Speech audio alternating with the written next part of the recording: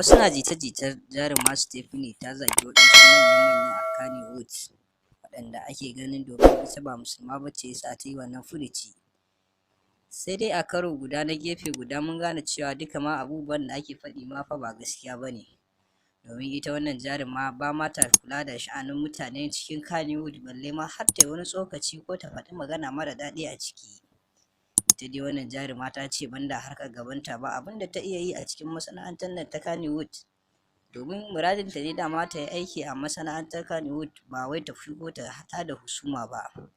Kuma ba ta taɓa wani posting a page ɗinta ko account ɗinta na IG ba da ya yi kama da cin mutuncin wani ko wata a cikin masana'antar ba.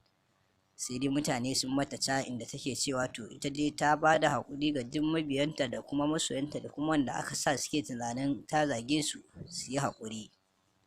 To mun gode. Domin jin ra'ayinku sai ku mana comment da liking domin mu samu ƙwarin gwiwar kawo muku shirye-shiryenmu.